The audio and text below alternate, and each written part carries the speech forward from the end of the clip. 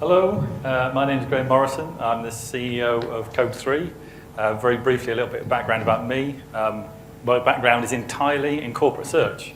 I am not a data scientist. However, I could call myself a search scientist. I've been in R&D departments of a couple of search engine companies, some from the Valley, some here. I've spent the last 10 to 15 years building information management systems and search systems in central government. And there's been a lot of interesting environments in which I've worked. And so I've been through the DevOps cycle. So everything that we've been talking about today, where that diagram's been drawn, where we've got the dev on one side, a wall down the other, and ops on the other. I've been through that. So the idea of today's talk is to explain how we broke the wall down. So these are going to be real world, warts and all discussion. My slides aren't very long. I'm hoping that you'll have lots of questions. So I'm going to set the scene for you. It's about 10 years ago. I've got a dev team of about 12 people. I'll explain who the department was very briefly in a minute. We're doing all right. We've got the whole, I don't know where the feedback's coming from, sorry. We've got the whole Atlassian suite in, if any of you do any of that. So we're using Bitbucket, we're using Jira, we're using Bamboo. So for those who don't know what that means, it means that we are completely version controlled. It means that we are doing all full CI and CD. So it means that when we do make a change to our code, we've got all of our stories in Jira, everything is completely linked, including deployment testing. So we've talked quite a lot about the importance of testing once it gets onto prod. So we decided we really go for it, and we would also do post-prod deployment testing. It's a bit of a bad subject for some people, but we felt we had to do it, and it was the right thing to do. We'll come back to that in a minute. But the simple fact is that that is the sort of environment in which I was working. So it sort of sets the scene. Hello? No? Oh, come on.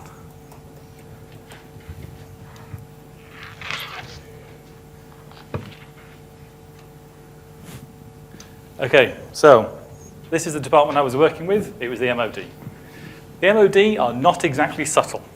Now, if you're looking for an extreme for me to explain this situation, you couldn't find more of a polar opposite to a DevOps team, to a software development team, than intelligence officers. They are not people who take anything lightly.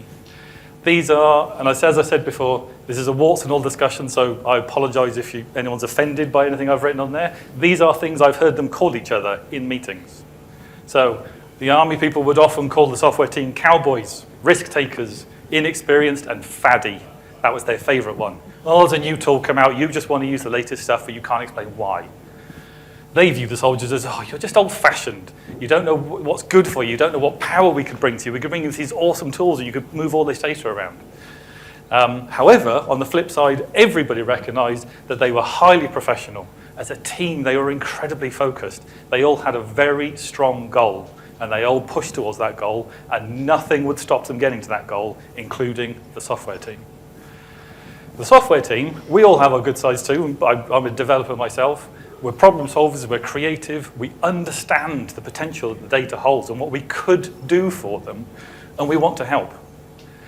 Now this was all going quite well. We were able to continually deploy, and the intelligence department were very happy, the software team was humming along nicely, the top brass were all very happy with what we were delivering, and then something went really wrong.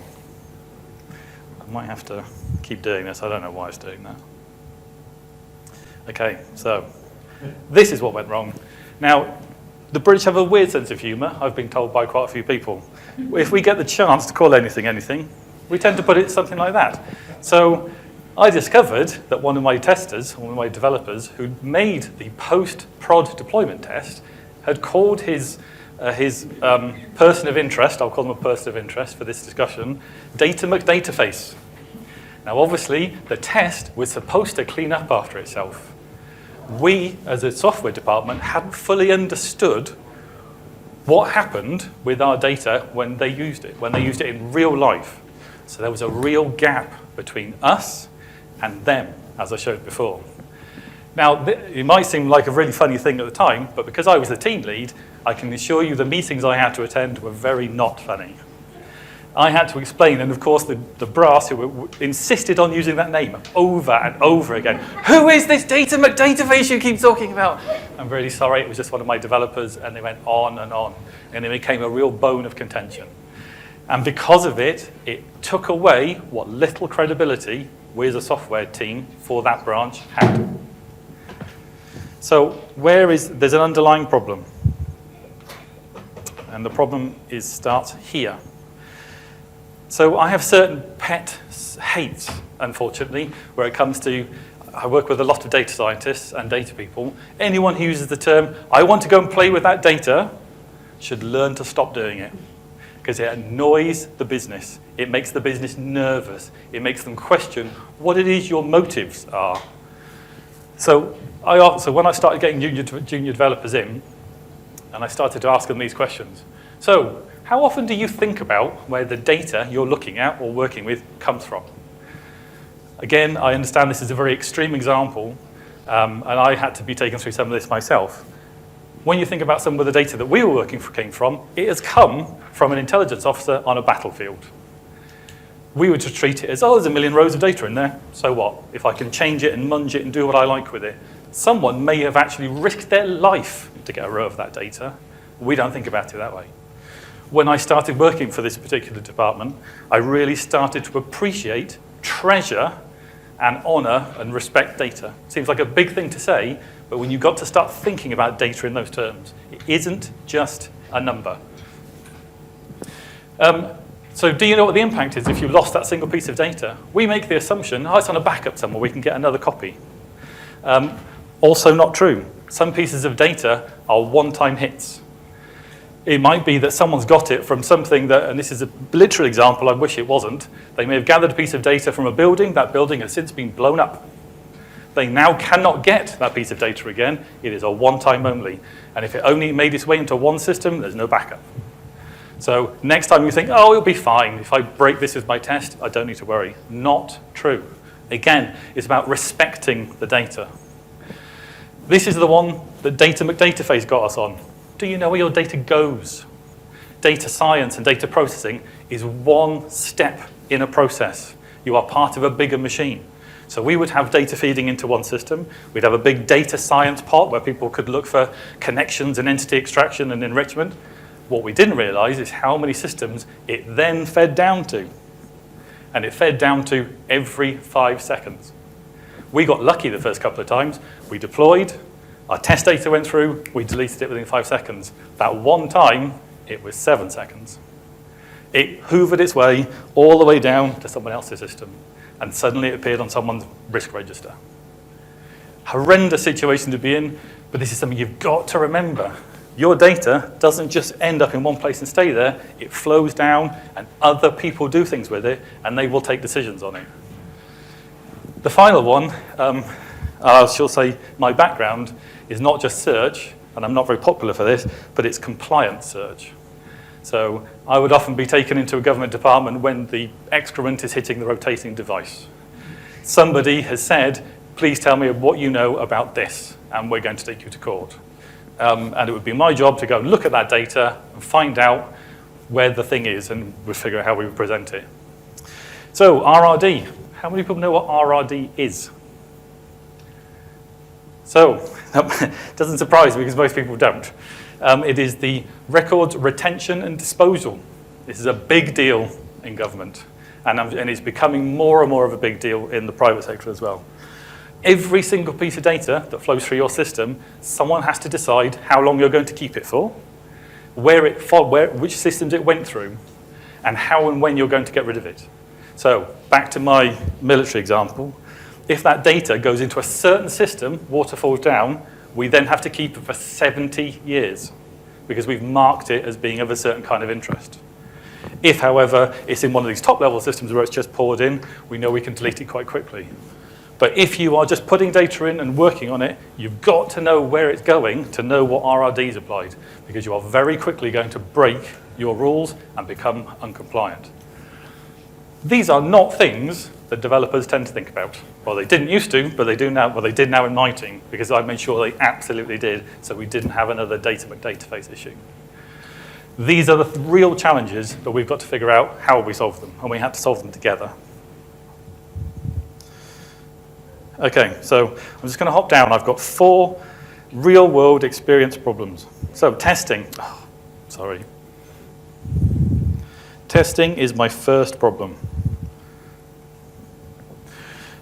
We know we can't drop a piece of data temporarily into prod to do our testing. Otherwise, we're going to have the waterfalling issue.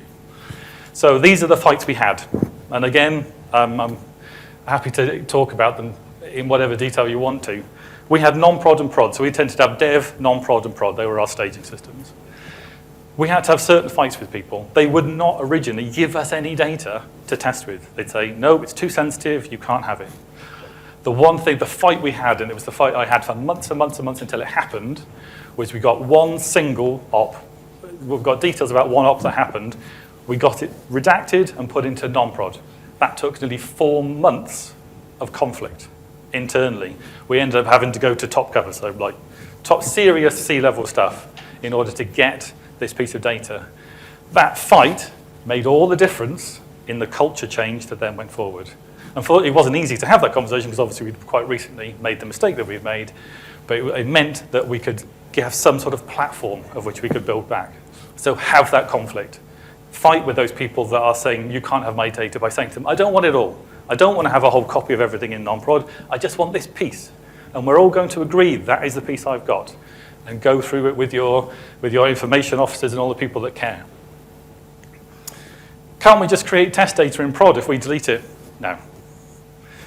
No, we can't. We know why, because of the waterfall problem, with the RRD problem. This is not appropriate. Don't have that fight. It's not worth having. You're going to lose. So that's testing. Data protection measures. So if you ask any information officer about their system, they're going to say, all my data is sensitive and risky, you can't touch it. It's always their answer, every single time. So we have protective marking for this, so it'd be non-protectively marked, and then it would go up to something secret, top secret, etc. So don't just rely on that. In your data, think about your customers and all the data you work on. We did something else called risk profiling. So if we can't exercise our tests on all the data, can you tell us, or can we figure out, which one at least would have the least impact? When you start talking to the business, going, hey business, look, we know your data's a bit left up and down, some of it's really secret and some of it's not. If we agree a risk profiling strategy, then they're happy because they can see you starting to think about the data and respecting the data and caring about the data. And as a result, they'll probably let you have some, or at least access some of it, as long as they are controlling the risk profile. So this was a big win. Put a data risk profile strategy in place. It feels like a horrendous, overbearing thing to do, but the benefits are enormous. This one's hard to do. So you can either do lots and lots of access control, or you can do what we call retrospective checks. Basically, if you're doing your testing, what did you look at? And if you looked at it and you looked on the wrong thing, you better be prepared to sit in a room for someone for 5 minutes and explain why you looked at it. And if it was an accident, you say, I clicked on the wrong button, I'm very sorry. That gives confidence. This is all about giving the business end more confidence in us as software developers and as data scientists. So think about how you can give them confidence by putting data protection measures in place. Don't wait for them to ask for it. This was a big one. We love technology and we love cool new things. As it turns out, we were deploying a new thing every week. They were so busy, they are flat out. Most of these business departments are extraordinarily busy. And eventually, they came and complained. It took a long time till eventually their boss came and said, stop distracting us. We know you've got awesome things, don't show it to us. We went, okay, so what's the problem? Then we decided what we need to do is split the user groups up. So these people are actually interested in, these people are just doing their day jobs, don't bother them. This is going to be the innovation officer for that department, show them. This is the experiment officer for this department, show them. They can choose whether to show it to the rest of them. It gets away from the noise, so they don't feel like they're being constantly shown new tools and confused. So control your user groups that you're demoing your experiments to. And then there's the last one. This is the one that we had the most benefit and the most pain by a long, long way. Understand each other. So we've talked quite a lot about, in lots of people's talks, about culture. Why do people do things? Desk shadowing. It seems really onerous. The business are very, I don't want to, I'm busy. I don't want you to come and sit next to me and see what I do. You can't really see the data that I'm looking at. But that's a fight worth having. And eventually, they will see the benefit. And it goes both ways. So we ended up having software developers sitting in with operational officers and operational officers sitting in with developers. It was a huge leap of faith from both offices that let this happen. But it worked. Actually, it was really, really interesting to see the effect it had. And I've put a comment on here, and it is not a light comment. Be prepared to come away a different person. Again, this is very skewed to the thing I'm talking about, but if you go and sit with a business and you see what they do every day and the data they're looking at and the pressure that they're under in order to deliver whatever their key value is, you suddenly start respecting their time more than anything else and what they're trying to achieve. You'd never have found that out stuck away in our little dev office. They're very, very different. Fit in when they have time. It's not their job to fit into yours or ours, software devs or data scientists. They're the business, they're the ones making the money or keeping us safe. You fit in with them. If they've got 10 minutes, go. Drop everything. That shows faith, and it builds that collaborative spirit. So that works brilliantly. Desk shadowing, I can't say enough good things about desk shadowing. Joint hackathons, I can't decide about. It was the thing we spent most time doing, and I'm still on the fence.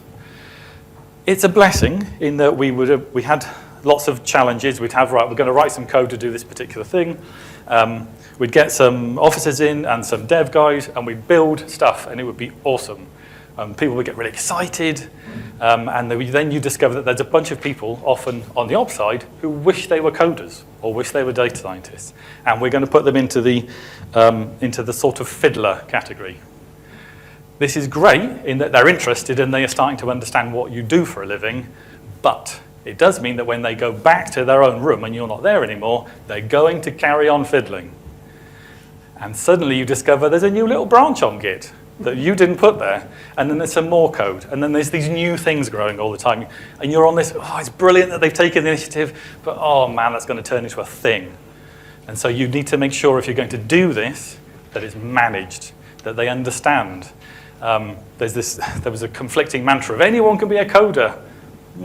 Maybe. But it's all about somehow containing the enthusiasm, helping them drive forward, but keeping it controlled. So I just wanted to show you these are the 4 or 5 simple things that we put in. I say simple, it took us months and months and months to get all this stuff through.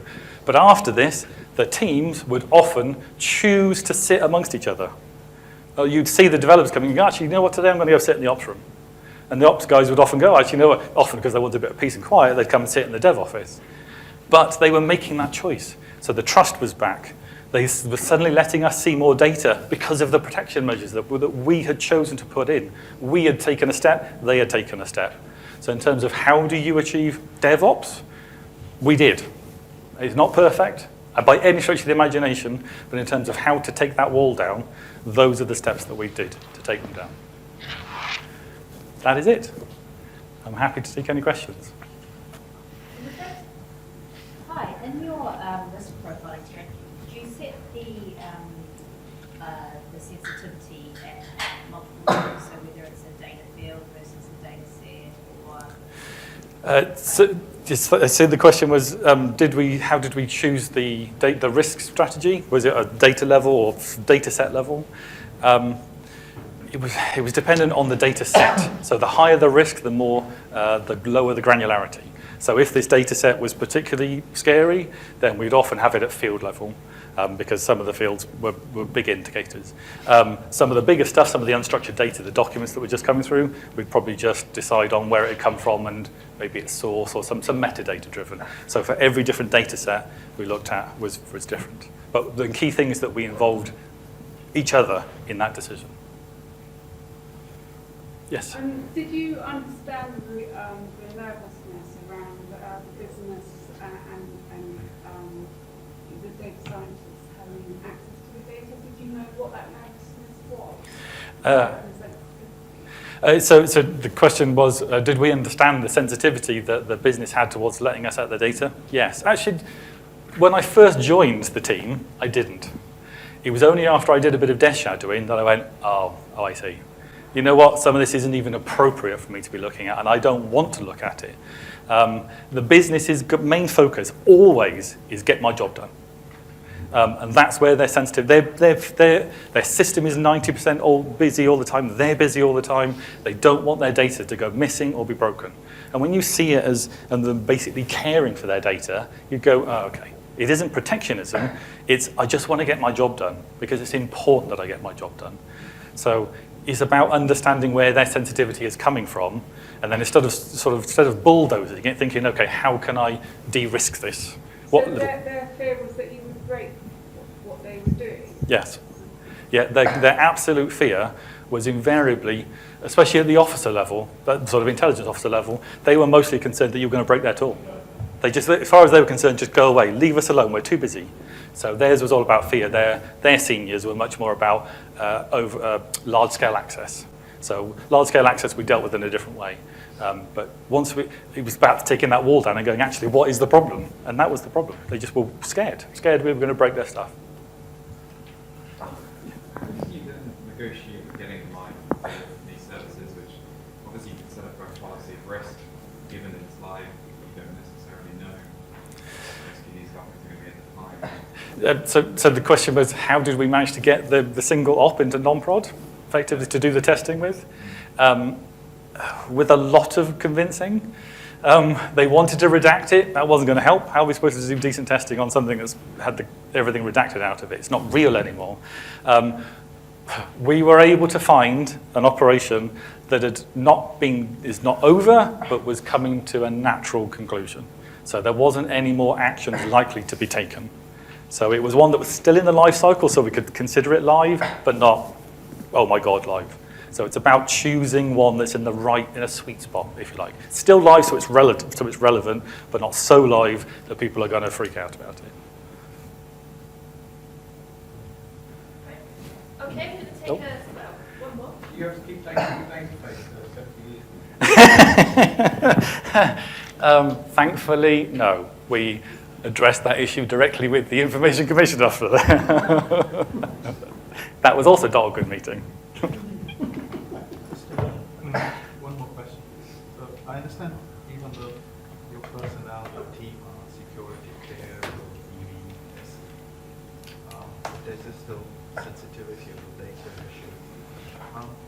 With the desk shadowing, could it be extended by actually having the end user group who are actually using the system, doing the test of the operation? So the question was, if I'm desk shadowing, how does my clearance temporarily get upgraded? Well, I'm trying to understand the challenge of the use of sensitive data. And so, did you try addressing the problem by asking the end user group stakeholders, people who are actually using the system, to effectively cross-shadow into your team so that they can use data that they are permitted to use? I see. Reversing. So the question was, basically, can we take some of the intelligence officers, temporarily put them in our team to solve sort of a bit of the testing and data issues? We didn't need to, thankfully. Again, the security clearance wasn't so much a problem because we were all DV'd, so we're all at the same level. Then there's internal sensitivities, but that can be dealt with by, well, like I said, these people are pretty honest and brutal. If they don't want you looking where they hit a button, they're just going to go, can you just turn around a minute? Dum, dum, dum, dum. Okay, you can turn back again. So it's just about being sensitive to that. I think if the businesses, you can see them getting all antsy, just say, you know what, why don't I get a cup of tea while you finish that case and I'll come back. And just little things like that build confidence. Thanks. Okay.